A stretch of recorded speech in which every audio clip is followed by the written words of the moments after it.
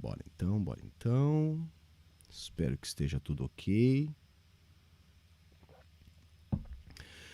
Boa noite, pessoal. A princípio, estamos ao vivo, se meu sistema aqui não tá me enganando. Vi que já tinha bastante gente. Vocês gostam de treta, né? É impressionante. Eu faço uma live totalmente inusitada, fora de horário, fora de data. Um tema aleatório, mais pra gente dar aqui umas risadas informalmente. E tinha mais de 150 pessoas, uma hora que eu olhei ali, aguardando, né?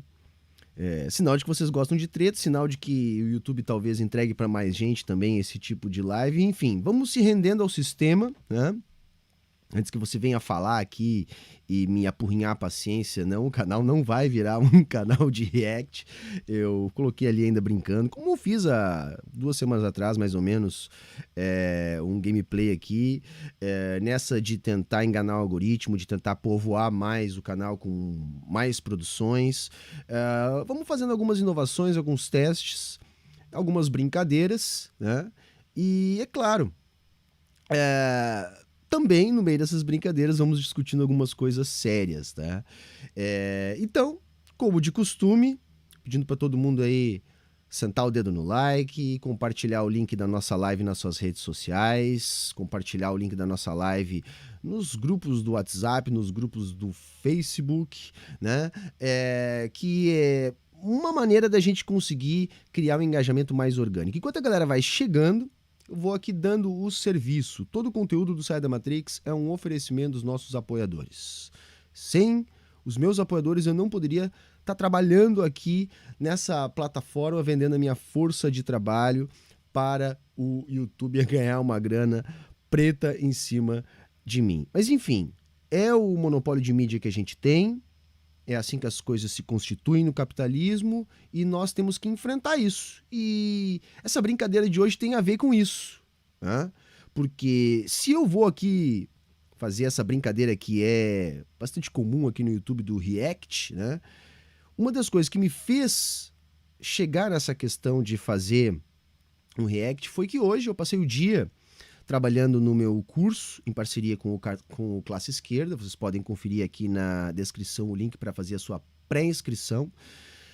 E, enfim, tá muito massa, tô lá trabalhando, recebo o link desse vídeo que eu vou aqui, a princípio, reagir hoje para vocês, né? E eu olhei o vídeo que tá completando agora 4 dias online, mais ou menos que nem o vídeo que eu fiz aqui também sobre o mesmo assunto, na verdade uma live também já nessa de povoar mais o canal, sobre essa nova nota que o Banco Central anunciou, essa nova nota de R$ 200. Pois bem, recebi o vídeo é curto, eu botei ali na velocidade 1,5, perdi ali 8 minutos da minha tarde no intervalo ali do meu trabalho, e eu digo, puta merda, meu, já que eu perdi 8 minutos mais ou menos da minha vida escutando essas bobagens, eu tenho que aproveitar isso de uma maneira. E por que eu tenho que aproveitar isso de uma maneira? Porque o vídeo já tinha coisa de 120 mil visualizações naquele momento que eu estava assistindo. Enquanto que o meu vídeo, por exemplo, sobre o mesmo tema tinha 10 mil visualizações. Eu digo, então, vamos aproveitar essas bobagens que esses caras falam para alguma coisa, né? Já que eles têm seus mecanismos de projeção, de financiamento, e o próprio algoritmo dá a eles o engajamento, porque eles sabem também explorar o algoritmo, vamos começar a usar essas coisas a nosso favor. Então, vamos fazer um react, porque fazer react é basicamente roubar o conteúdo de alguém, então vamos roubar esse conteúdo merda que esse cara produz e vamos ainda ajudar um pouco a desmistificar essas coisas um pouco mais, que é um assunto sério e urgente, porque pensem, né, gente? Esse vídeo, que já chegou aí a mais de 120 mil pessoas, majoritariamente jovens, muitos adolescentes, ajuda a construir a mentalidade das pessoas que, como o jargão diz, são o futuro da humanidade. E nós estamos chegando numa situação limite. Isso era uma das coisas que eu estava hoje colocando ali no meu curso, nas coisas que eu estava preparando para o curso.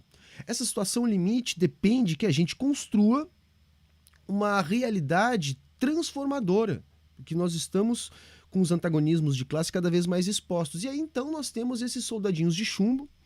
Ontem na live eu falei de uns mais qualificados, que são aqueles que fazem o discurso neoliberal nas redes de think tanks. Mas para os mais jovens, antes de chegar nesses mais qualificados, que eu chamei de Google Boys ontem, tem esses outros, que são os anarcocapitalistas, que são... eu sinto um pouco de pena, porque na verdade eles nem conseguem ter a consciência de saber o que eles estão defendendo, né? Eles são tão alienados, eles estão... A alienação, ela é peça central no capitalismo, mas para essa moçada é ainda mais dramático, porque eles estão num nível de alienação que eles, enfim, acreditam estar combatendo o sistema que eles estão defendendo, né? E isso de uma maneira ainda mais profunda, né? Ainda mais profunda que a maior parte do senso comum já faz, justamente por causa da ideologia que é central e estruturante no capitalismo. Então é isso, né? Vamos movimentar o canal. Mais um oferecimento dos nossos apoiadores, seja um apoiador também. Aqui na descrição tá todos os links, tá, gente? Link pro nosso Apoia-se, o site, que tem outras formas de colaborar. Tem também uma parceria bacana aqui do Sai da Matrix com o Revolustore, que produz pôsteres com temas muito massa mesmo. É só entrar lá para assistir, conferir, melhor dizendo, o que eles estão produzindo. Tem aqui o link também na descrição do vídeo. Tem aqui na descrição do vídeo também o link para o nosso canal no Telegram. Muita gente se queixa de não ser notificado das lives aqui do canal.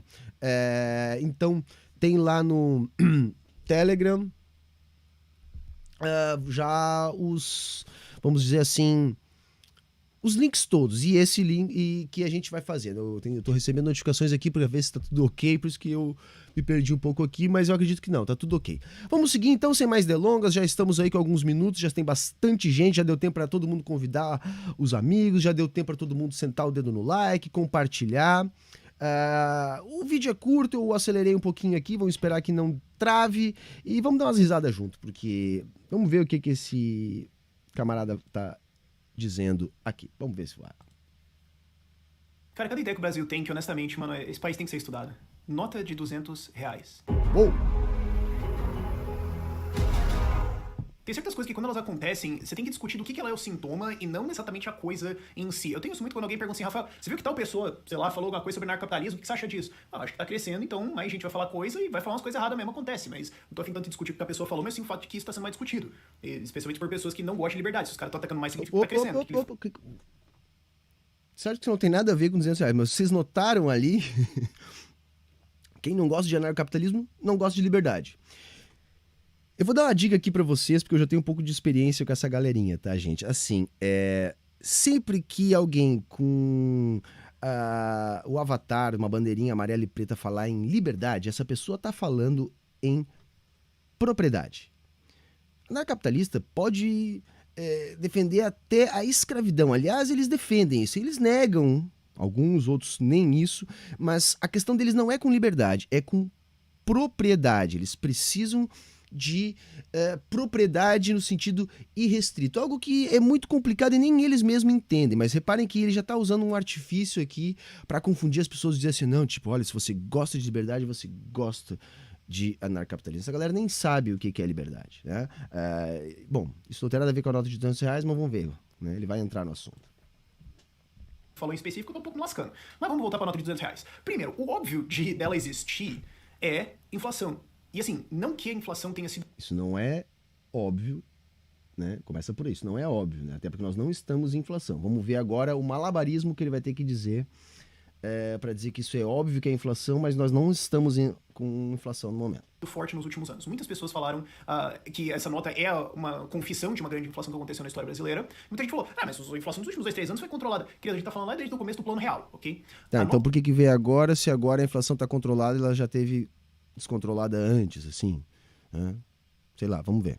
De R$100 original, hoje vale R$16. Isso é o quanto o dinheiro perdeu o valor ao longo do tempo, claro. Isso é normal, tá? Normal. Se você pegar o dólar, também aconteceu isso. Se você pegar o euro, também aconteceu isso. É normal, tá? Umas desvalorizam mais, outras valorizam menos. É normal. Até porque o preço relativo das coisas muda também ao longo do tempo, né? As coisas não têm o mesmo preço em 10 anos. As coisas vão mudando de preço. A nota de 100 ainda é uma nota de 100, você entende o que eu quero dizer, né? O dinheiro hoje tem só 16% do valor que ele tinha quando o Plano Real foi lançado em 1994, 26 anos atrás, o que não é tanto tempo assim. Então... Dinheiro não é valor, né? O dinheiro é um meio de troca, a relação social que estabelece o dinheiro, né? Ela transfere o valor, mas ele não é o valor, ele é talvez até o melhor representante do valor, mas no caso a gente nem está falando do dinheiro aí, a gente está falando da moeda, né? Como se a cédula nova de R$ 200 fosse mais moeda, mas ele nem entrou ainda nesse ponto aí, vamos lá. Então, em um quarto de século, ele perdeu 86% do valor. Isso faz com que notas de valores mais altos sejam necessárias para você fazer o funcionamento. O que é?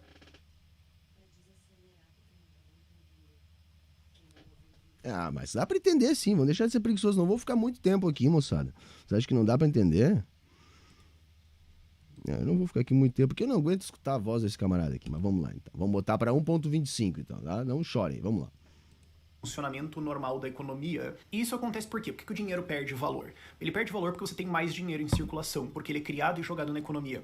E assim... eu tava tentando explicar o seguinte, valor aí é complicado, ele tá fazendo uma mistura, entendeu? Tipo, valor com cédula, né? Com moeda, com dinheiro, são coisas que, assim, se relacionam, mas não é...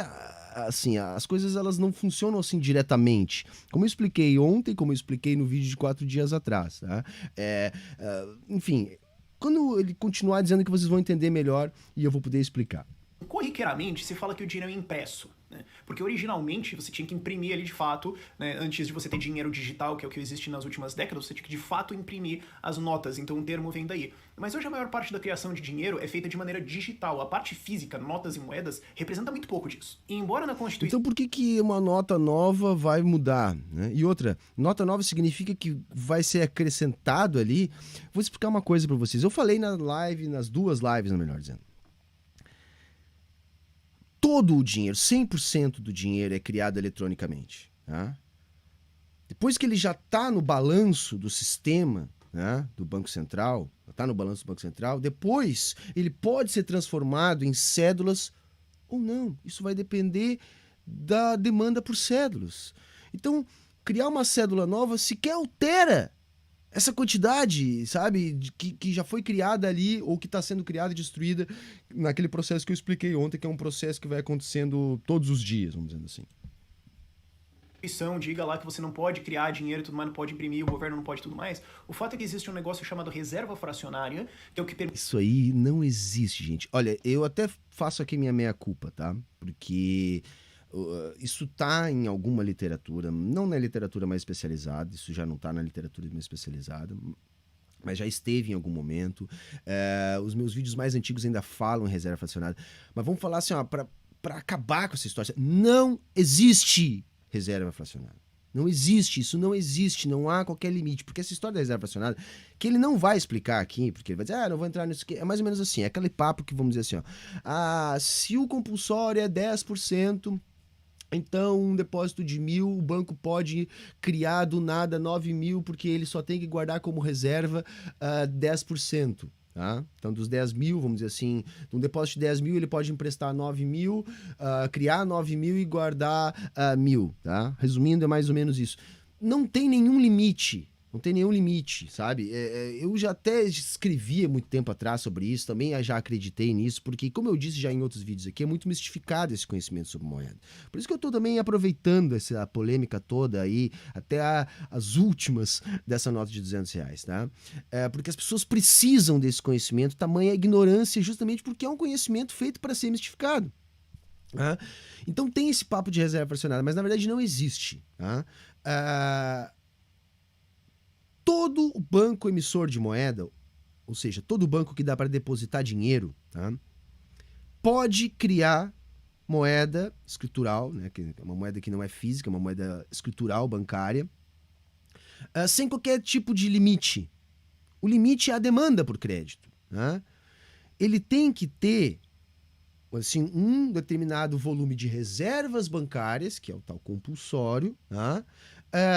Que vamos dizer assim, determinar a dimensão máxima desse processo. Por isso que se fala em reserva fracionária. Tá? Só que como há um mercado interbancário de reservas, tá? E essa mecânica só é vista no fechamento do caixa dos bancos, portanto, a posteriori, depois que os bancos já viram todos os empréstimos que foram solicitados, todo o crédito que lhe foi demandado, se por um acaso o banco precisa de reservas, inclusive para manter o seu nível de compulsório, porque ele emprestou dinheiro demais, ele vai ao mercado de reservas e pede reservas emprestado.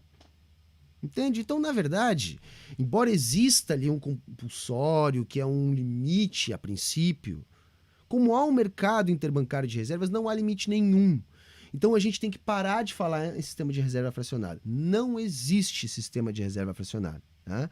O que existe é uma demanda por crédito e como o sistema de pagamentos é organizado pelo sistema bancário, os bancos simplesmente têm total liberdade para criar o dinheiro, porque eles que administram todo o dinheiro de verdade, entre aspas. Ou dinheiro de alta potência, ou reservas bancárias, enfim, o dinheiro do governo. O que a gente usa no dia a dia é dinheiro dos bancos. Né? Mas eu não vou adiantar porque ele vai entrar nesse assunto e eu vou querer explicar a partir do que ele disse.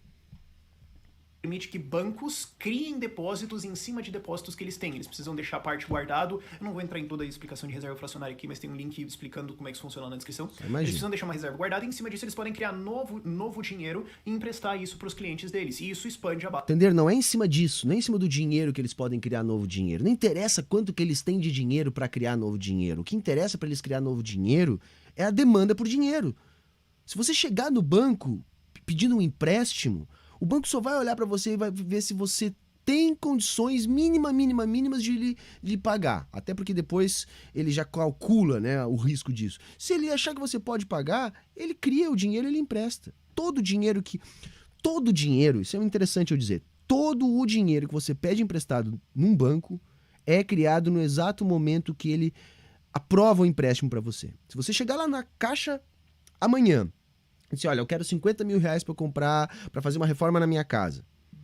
Eles vão analisar seu crédito. Ok, você tem crédito, vamos lidar. Naquele momento ali, aqueles 50 mil reais são criados. E como que se faz isso?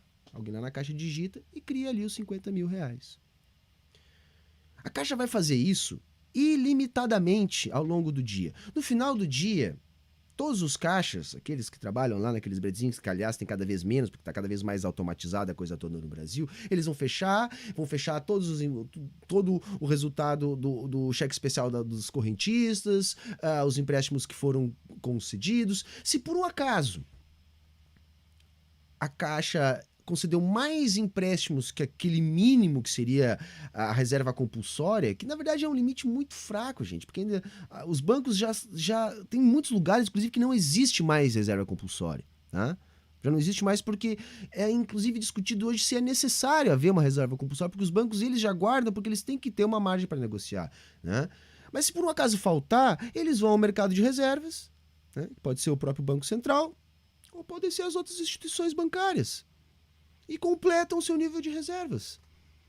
Entende? Não, então não é o que é depositado nos bancos que determina o quanto de dinheiro que eles podem criar, e sim a demanda por dinheiro que determina quanto dinheiro os bancos criam. Tá?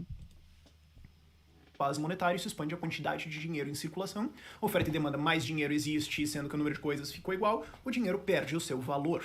Em condições de livre mercado, isso seria basicamente impossível. Você poderia ter algum nível de reserva fracionária acontecendo, mas seria muito difícil. Olha a bobagem, por exemplo assim, não tem como controlar. Só não vai haver reserva fracionária, que na verdade não é isso, essa expansão do crédito, se não houver banco. Se não houver um sistema, uma entidade que cuide do sistema de pagamentos. Eu já expliquei isso aqui num outro momento. Qualquer um de nós é capaz de criar dinheiro. E é relativamente muito fácil criar dinheiro. Eu vou contar de novo essa historinha aqui que eu já contei 1 milhão de vezes, tá? Como é fácil criar dinheiro, a partir do crédito, por exemplo. Eu moro numa pequena cidadezinha do interior, eu não tenho conta em banco, eu não tenho nada, mas eu conheço o dono do mercadinho. Eu não tenho um puto tostão, e eu preciso fazer dinheiro. O que eu for? Eu vou lá nesse mercadinho e eu compro um saco de pão de sanduíche, um pouco de alface, tomate, compro um pouco de maionese, presunto, queijo, compro um rolo de filme. E como é que eu vou pagar tudo isso? Eu sou amigo do dono do mercadinho, de cara, posso te pagar semana que vem? Você anota aí na caderneta para mim, posso te pagar semana que vem?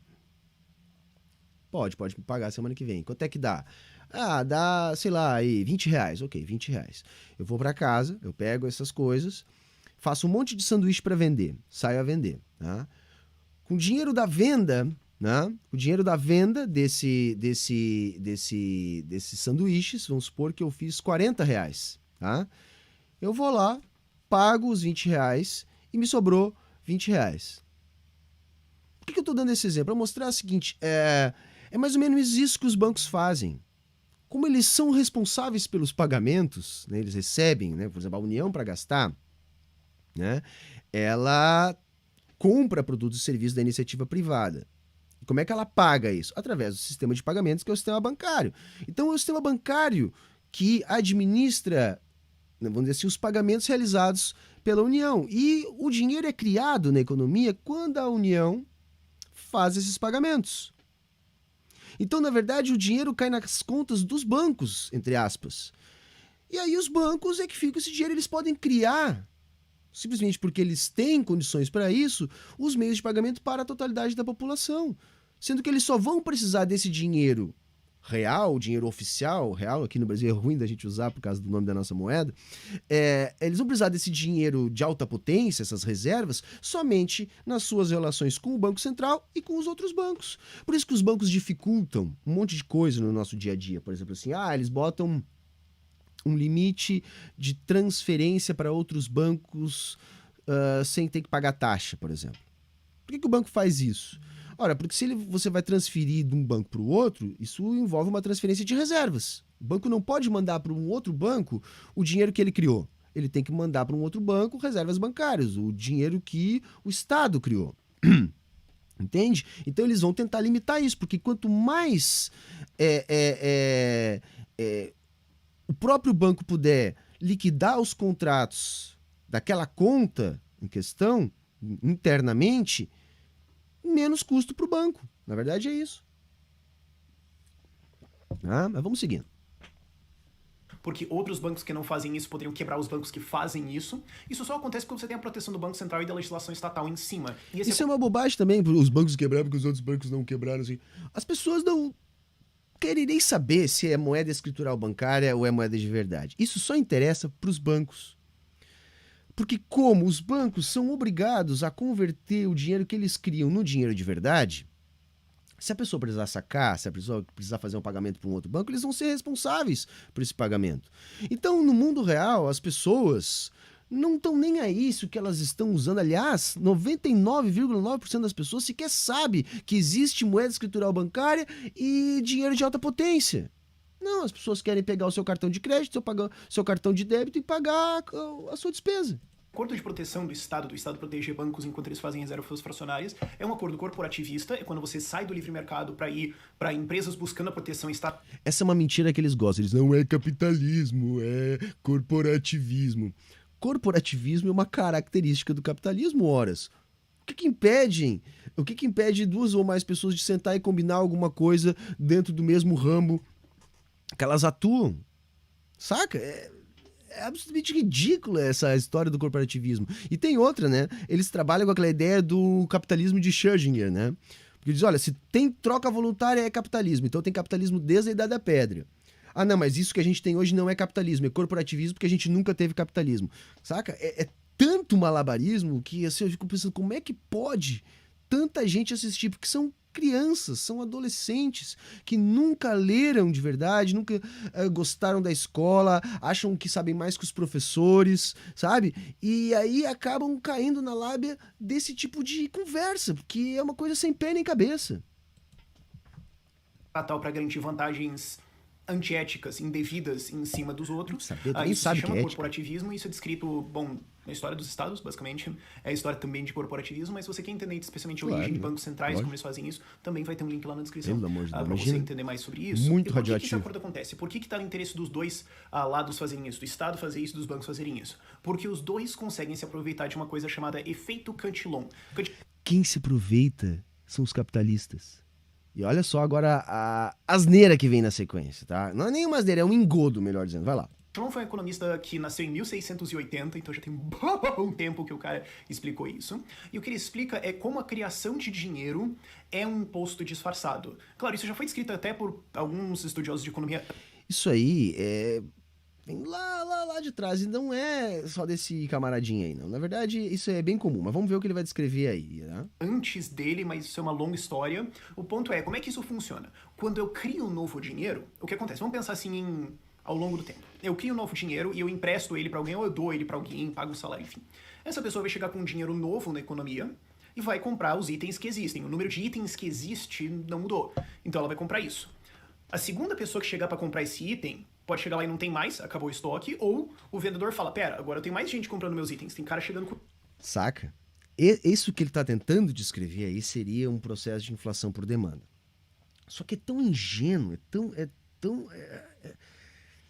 eu não quero usar a palavra burro, mas me falta uma palavra melhor aqui.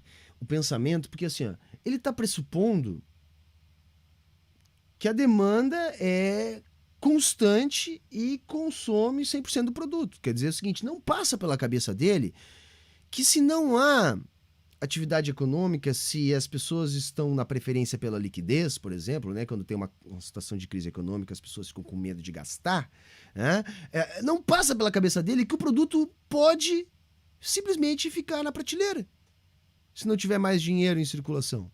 Sabe? Ele pensa, não, se tá lá vai ser vendido. Saca? Nunca teve um negócio na vida para achar que é simplesmente assim, que botou lá vai vender. com dinheiro novo aqui. Ele não precisa necessariamente saber que a pessoa tem dinheiro novo ali. Pode ser até que ela saiba, mas ele não precisa necessariamente saber. Não tem como saber se é dinheiro novo ou velho, tá?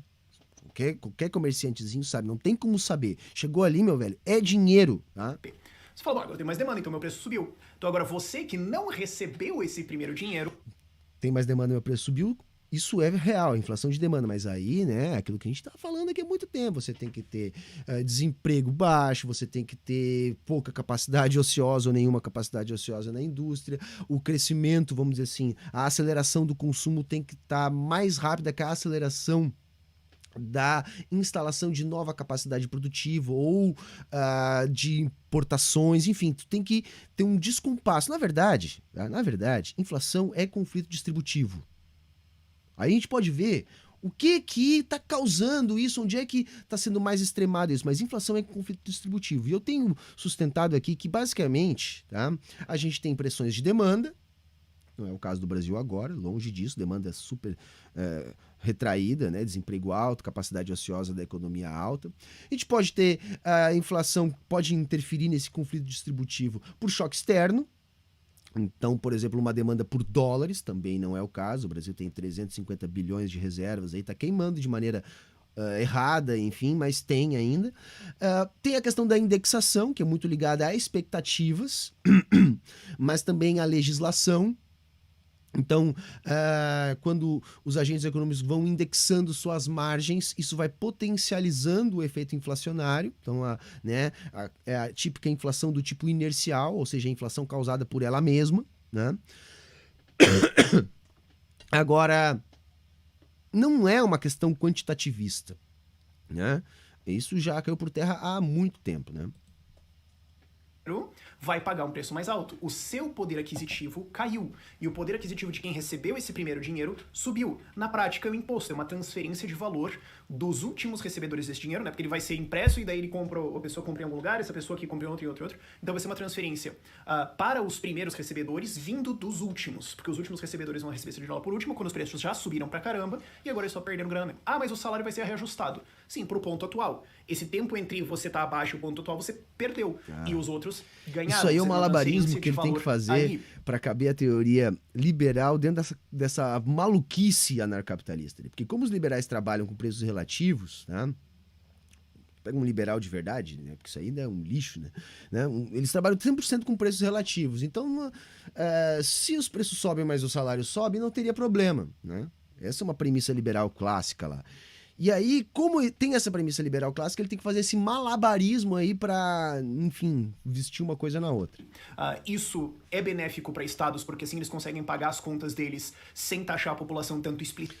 Estado não precisa do dinheiro da iniciativa privada. É o contrário, é a iniciativa privada que precisa do dinheiro do Estado. O Estado não se financia com impostos, tá? os anarcapitalistas dão pirueta quando eu falo isso, mas, gente, é uma coisa muito, tipo assim, evidente, sabe? Elementar. Porque, reparem bem, o Estado não cobra imposto numa coisa que ele não tem. Né? O Estado não produz valor, o Estado não produz trabalho, o Estado não produz mercadoria. Né? Isso tudo é iniciativa privada ou as empresas estatais formadas, né, levadas adiante por pessoas. Mas o Estado cobra imposto na única coisa que é ele que tem. Por exemplo, o Brasil cobra imposto em bananas, em ouro, em dólares. Não, o Brasil cobra imposto em reais. Reais. De onde vêm os reais? Vem de Marte? Os reais vêm da Lua? Chove reais, é assim? É tipo banco imobiliário, a gente nasce e ganha uma fatia aí vamos lá?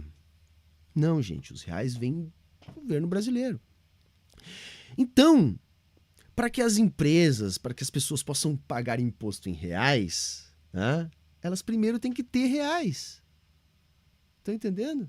Então, na verdade, são as pessoas que precisam dos reais para pagar imposto e não o governo que precisa de algo que ele não tem, que é o imposto. Você consegue entender isso? Só que os anarcapitalistas, é lógico que eles não têm como entender isso aí, porque para eles imposto é roubo, né? Que é uma coisa absurda. É absolutamente absurdo. Então, o imposto é um condicionante do capitalismo. Porque ele é um condicionante do Estado, ele é um condicionante da moeda. Então, se você quer ter propriedade privada, se você quer ter esse tipo de organização social, você depende, lá na raiz, da existência do imposto.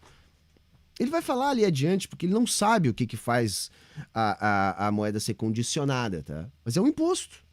É um imposto. Porque, reparem bem, eu só posso ter minha propriedade, tá, se ela for prescrita por um ente que a garante. Por exemplo, eles têm essa maluquice de achar que pode se resolver isso com cartórios privados, que vamos dizer assim, escriturar as propriedades. Só que se não há, vamos dizer assim, um monopólio dessas decisões, né, dessas emissões de certidões, cada um dos entes privados pode escolher o seu cartório. E aí tem duas únicas opções. Uma é a guerra. Eles vão resolver isso na base da porrada, ver quem é mais forte, quem vai ter lá o seu exército privado mais eficiente, né?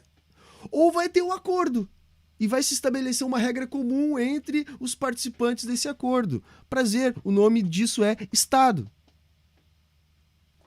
Quer dizer, ou você vai ter um ambiente de guerra, que não é um ambiente de negócios, e aí a gente tem a história da humanidade toda para comprovar isso. Há poucos dias eu fiz uma série aqui que eu toquei nesse ponto. Por exemplo, lá, o sistema de Westfália, ele se fortaleceu na Europa por causa disso. Era um momento de grande instabilidade na crise do feudalismo, e as forças capitalistas estavam se estabelecendo e precisavam de algum ambiente de negócios. Como os estados eram muito enfraquecidos e se tinha uma relação parecida com essa, onde os indivíduos acabavam lutando ali, a força estabelecendo as suas propriedades, o ambiente de negócio não podia prosperar. Então se criou algo supranacional, né, uma liga que representava os interesses desses estados. Né? E a especialização disso foi o quê? O que depois a Inglaterra acabou fazendo. Então eles não conseguem entender essa necessidade, vamos dizer assim, de um ente que garanta a propriedade. Esse ente é o Estado. Porque senão você tem posse, né? A propriedade ela é prescrita. Então, olha, eu estou te prescrevendo, então eu estou te garantindo ela. E aí o Estado ele precisa de um mecanismo que o sustente. Não um sustente no sentido de o financie, mas que crie as amarras que propiciem o mercado, o estabelecimento, a divisão das classes sociais, a manutenção da propriedade privada. E isso acontece através da transformação da moeda em dinheiro, que é um dos temas do curso, fica a dica lá, da transformação da moeda em dinheiro, e a moeda é condicionada, ela tem o seu curso forçado pela cobrança de impostos. Então não há capitalismo sem imposto. Por isso que eu digo que esses caras são o cúmulo da alienação. Eles têm um mantra, que é o imposto é roubo, porque eles querem acabar com o Estado, sendo que eles são os grandes defensores do Estado, na verdade, né? Já que eles defendem o capitalismo, e o capitalismo depende do Estado, sendo que o próprio capitalismo tem na sua estrutura mais central o imposto. Explicitamente, e como a maior parte das pessoas não percebe que isso está acontecendo, elas percebem que elas estão recebendo mais coisas do Estado sem pagar tanto, o que ajuda o Estado a ter mais sustentação política, e especialmente os partidos Quem dá sustentação política para pro Estado são os capitalistas. E para os bancos que estão criando dinheiro do nada e emprestando, claro, eles ganham dinheiro com isso, né? Porque você tem dinheiro agora. Sim, os bancos ganham muita grana lá com dentro isso. ou pagar uma taxa o nome de disso é depósito capitalismo. em cima dele, você pode só ganhar dinheiro em cima disso. Então existe um motivo para os dois se associarem para tungar você. E note de novo, isso não é livre mercado, isso não é capitalismo, isso é não é o que? Isso é sua anta. crime, né? Vamos usar o termo certo, crime. Crime. Quem Só determina o que é legalizado crime é o pelo Estado. Então você tem que entender que só porque o Estado diz que algumas coisas podem ser feitas, não quer dizer que não é crime. E só porque o Estado diz que algumas coisas são crime. Olha que loucura, mano. Olha que loucura, mano. Como é que vai haver crime sem uma prescrição do que é crime? Escravidão agora é crime. Antes não era. Isso não quer dizer que não faça, não deixe de fazer. Pode ter várias influências, mas o que determina o que é crime só pode ser o Estado. Senão o que vai determinar o que é crime? Bom, calma, relaxa. Crime não quer dizer que elas de fato são crime. Homossexualidade já foi crime, ok? Então essa nota de 200 existe porque existe esse interesse de Estado e algumas entidades de mercado financeiro que vão se aliar com o Estado para roubar você. E eles fazem isso via impressão de moeda que é feita via... Isso aí, existe uma aliança entre Estado e os seus controladores capitalistas para roubar você. A proteção estatal dessa criação de moeda, né? Seja criada pelos bancos ou seja moeda criada pelo Estado e daí então distribuída como é feito na Argentina, por exemplo. O que isso leva, no fim das contas, é você entender que está no interesse deles desvalorizar a moeda que você tem. É por isso que é muito importante entender. A preocupação dos capitalistas é extração de mais valor, é lucro. A relação, vamos dizer assim, de proporção de valor dentro de cada unidade monetária, que é, na verdade, como se constitui o dinheiro enquanto melhor representante do capital, isso pouco importa a proporção. Porque o capital, na verdade, ele pode sim ser melhor representado pelo dinheiro quando estabelecida a relação social. Eu expliquei na live de ontem, inclusive, quando eu falei do exemplo da superinflação brasileira, quando isso muda, né? Mas isso, independente da fração de valor em cada cédula, né? Isso pouco importa para o capitalista. O que importa para o capitalista é se ele vai aumentar o seu lucro. Moedas fiduciárias, que são essas que são em cima da confiança, né, fiduciária de confiança, moeda em cima da confiança do governo. Uma moeda criada a partir de dívida. Em vez de lastreado em ouro, por exemplo, que eu posso trocar por algum asset, alguma coisa, um item que existe de verdade, essas moedas de confiança, elas não oscilam de valor. Quando falam que o real oscila, ele não oscila. Ele cai em taxas diferentes. Moedas fiduciárias caem em velocidades diferentes. Pode ser que o real caia mais rápido do que o... É porque a inflação, né, por exemplo, moderada, alguma inflação é sinal de saúde da economia capitalista. Então, no tempo, todas as moedas elas vão se desvalorizando, mas os preços relativos também vão se alterando, como eu já falei, e isso pouco importa, na verdade. Tá? O que, por exemplo, o pior é uma deflação, como essas antas defendem, né? Uma deflação significa que a economia capitalista parou de funcionar, né? Ou uma superinflação, porque aí a perda de poder de compra da classe trabalhadora é muito acentuada, se gera um monte de distorções e no limite começa a impedir o desenvolvimento das forças produtivas. Então você começa a não conseguir produzir mais quando você tem um longo período de inflação acelerada. Mas inflação acelerada e deflação não é a mesma coisa que inflação moderada e controlada, que é sinal de saúde da economia capitalista. O dólar, mas os dois serão desvalorizados. A questão é o quão rápido. Ok? Mas existe esse interesse em tungar você. E é por isso que defensores do livre mercado propõem a desnacionalização do dinheiro. Olha só, olha a bobagem. Privatizar o dinheiro. Exatamente. Porque se esse Estado... Viu que ele estava até agora falando do dinheiro dos bancos. Os Itaús, os Bradescos são moedas estatais? Na verdade, gente, eu vou falar disso. Deixa ele se empolgar um pouco mais falando bobagem, mas na verdade, como eu já falei, criar dinheiro é o de menos. Sempre se tentou isso, se faz isso ainda até hoje. Tem muitas formas, tá? De criar meios de pagamento, tá? Mas esse meio de pagamento só vai se estabelecer como uma moeda, ele só vai assumir as características necessárias para ser considerado uma moeda, ou as determinações para se configurar no dinheiro, se ele tiver a capacidade de liquidar todos os contratos. tá? Ou seja, se ele for a moeda de conta do Estado. Mas vamos lá. E bancos, etc., estão produzindo isso. Eles podem obrigar você a usar uma moeda. Então, se está no interesse deles desvalorizar a moeda, eles vão fazer isso e roubar você. Ele não pode te obrigar a usar uma moeda. Ele pode te obrigar a pagar imposto em determinada moeda. Você pode fazer trocas usando qualquer tipo de meio de pagamento que você conseguir. Se eu conseguir trocar, né, uma banana por uma bicicleta, bom, eu troquei, não interessa. Eu usei para intermediar essa troca, qualquer outra coisa, bom, vai do que eu consegui, tá? Se existe uma competição de moedas e você pode usar qual moeda você quiser. Já existe uma competição entre ativos financeiros, tá? E outra, existe uma hierarquia de meios de pagamento, né?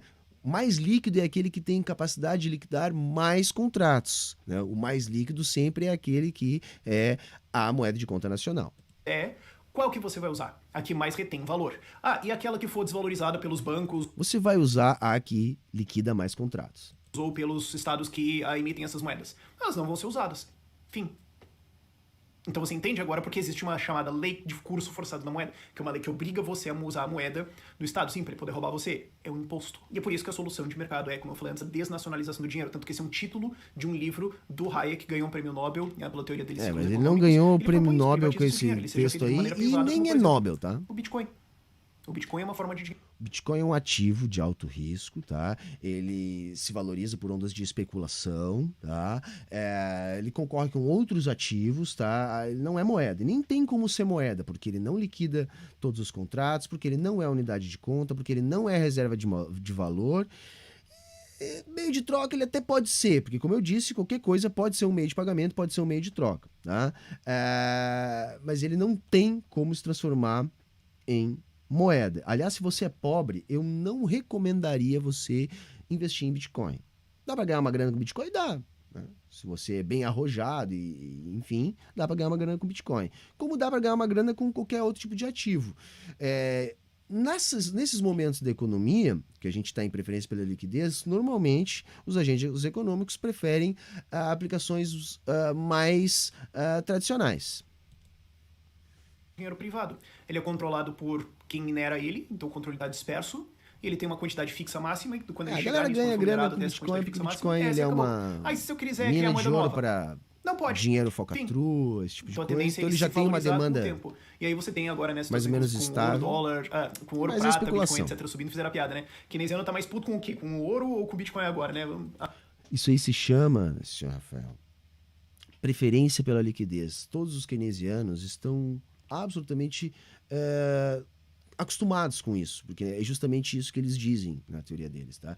O Marx ele vai encarar de uma outra maneira. O Marx ele já tinha sacado, né, diferente dos liberais da época dele, que a teoria quantitativa da moeda estava furada porque não é estável essa relação, né? A velocidade do fluxo não é estável. Então, o Marx já estava notando que o que o Keynes lá depois vai chamar de preferência pela liquidez, né? Só você ainda que não entendeu. Abre essas pesquisas. Mas o fato é que é assim que dinheiro funciona. E agora a gente chega na nota de R$200. Não é? É assim que dinheiro funciona. O cara só falou merda até agora. É a inflação dos últimos anos. É um processo e é o fato de que o Estado controla a moeda. E ela vai ser desvalorizada. Se em 25, 26 anos a gente... É lógico, né? A nota do real perdeu o valor, é normal. Mas como eu disse na live ontem, como eu disse na live há 4 dias atrás, se fosse uma necessidade causada por causa da inflação, nós teríamos uma outra realidade. Eu já vivi, eu era moleque, mas eu vivi essa outra realidade. Isso seria necessário, trocar uma nota por causa da inflação, caso a gente chegasse no mercado com uma nota de R$100 e essa nota já não fizesse mais sentido porque ela já não compra mais nada. Eu lembro disso. Então nós andávamos aí com notas de 50 mil, se eu não me engano teve nota até de 200 mil, uma cédula de 200 mil. Mas essas notas elas tinham que mudar, por quê? Porque as menores de cada nova geração de cédulas perdiam o valor, sabe? Não compravam mais nada e se tornavam, enfim, obsoletas no mercado. Não é o caso, gente. Como eu disse na minha live, os comerciantes têm pavor de nota de 100 porque ela ainda é muito, entre aspas, dinheiro, porque eles não têm troco. Sinal de que as coisas que estão sendo comercializadas em espécie custam bem menos do que R$100, quanto mais 200. Se a coisa é mais cara, ela é negociada em cartão. Hoje em dia é todo dinheiro de plástico. A gente viu a nota de 200, daqui 25 anos a gente vai ver a nota de 500, de 1.000, não sei, Sim. abre as apostas. Sim, E assim, normal. porque quando você apostar em real, quando você for sacar lá na frente, não vai mais valer mais nada. Agora, por que agora está saindo dessa nota de R$200? Por que nesse momento e não um ano atrás, ou daqui 2 anos, etc? O que aconteceu foi outra coisa, que é, existe uma demanda muito grande por notas de papel. Por quê? Porque agora, corona crise, as pessoas estão recebendo auxílio, etc, vão sacar o dinheiro, elas sacam em dinheiro, e isso criou uma demanda muito alta por notas, e aí faltou dinheiro em papel pro governo ter pra distribuir pras pessoas, pra distribuir pros bancos Termina o vídeo agora, começa ali e termina aí. Estão guardando isso em casa. Pronto, Primeiro, acabou. essa falta de moeda existe porque inflação, se a gente não tivesse... Não, é aquilo ali que tu falou, seu animal! Que é mais que suficiente dinheiro agora pra... Porque você teria o quê? 16, 30, 6 vezes menos demanda, né? Porque o valor seria 6 vezes maior. É isso, matemática, tá ok? Mas o motivo das pessoas terem essa demanda por notas e não depósitos digitais é porque muitas delas não têm acesso corrente a contas bancárias. Elas não têm acesso a celulares que podem operar aplicativos bancários, não têm acesso à internet de fácil acesso, seja pelo preço, seja porque o sinal não chega onde ela mora. Elas não têm acesso a ter uma conta bancária, então Olha você aí, consegue hein? sacar lá na boca do caixa e tudo mais. Silêncio. O anarcocapitalista está descobrindo a necessidade das instituições do Estado para o funcionamento do mercado. Vamos prestar atenção. Você guarda o dinheiro em papel em casa, o que te deixa vulnerável a assaltos, seja dos criminosos normais, seja dos criminosos estatais que roubam essas pessoas via inflação.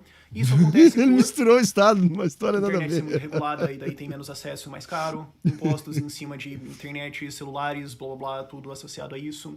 Não ter regularização fundiária no Brasil e ter uma dificuldade muito Quem regulariza? privada. Quem regulariza? Endereço, o que faz com que ela não tenha Quem estabelece o seu logradouro? Conta bancária. Quem estabelece o sistema de pagamentos? Esquecem disso. Você percebe como Estado. falta de desenvolvimento Ai, econômico, animal, que no fim das velho, contas muito animal. é excesso de estatismo, é excesso de intervenção, é falta de liberdade econômica. Não, cara, Você é percebe como essa falta excesso liberdade de econômica leva as cachaça, pessoas a não terem cara. acesso ao sistema financeiro e terem demanda por Sei mais lá, de notas, burrice, o que daí cara. gera o problema da Casa da Moeda ter que se dar mortal de costas. Não, pra cara, a imprimir Casa mais da que as Moeda pessoas têm. imprime dinheiro pra caramba. Você não assistia a Sessão da Tarde? Sabe a Sessão da Tarde? Vocês já viram aquele filme bacana lá, comédia que as tiazinhas trabalham na Casa da Moeda lá, e aí elas têm elas têm uma ideia de que o dinheiro que elas estão destruindo, triturando lá, elas, em vez de destruir, elas vão desviar. Você não viu esse filme? Casa da Moeda não faz política monetária, porra! Tá entendendo? Todo dia lá chega um monte de nota velha, que eles destroem, tá?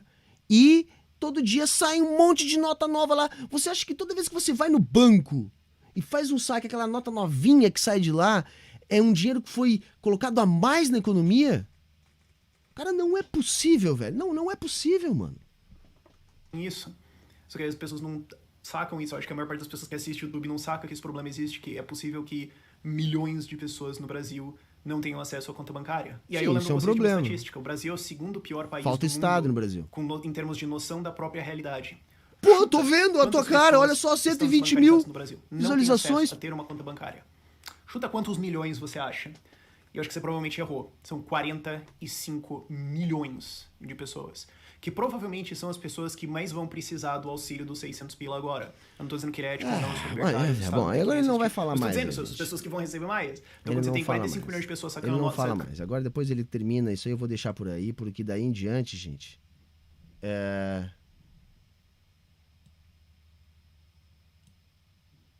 tá... É só ele falando, vamos dizer assim. Depois ele vai falar do curso dele. Eu vou, para encerrar aqui, já tô até rouco aqui, só vou ler aqui os superchats da galera e vou encerrando, tá? Deve ser o único ANCAP com mais de 16 anos. Não, pior é que tem mais, cara.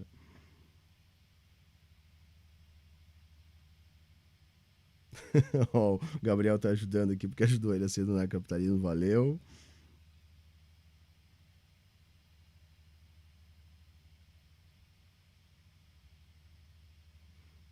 E agora que eu vi, gente, vocês ficaram a live toda sem a imagem do cara, ele não acredita nisso. E aí ninguém me avisou, mano. Tô mal de assessoria mesmo, eu tô fudido, cara. Um salve de São José do Rio Preto, interior de São Paulo, valeu, ali, como é que é? Gesielt, isso aí.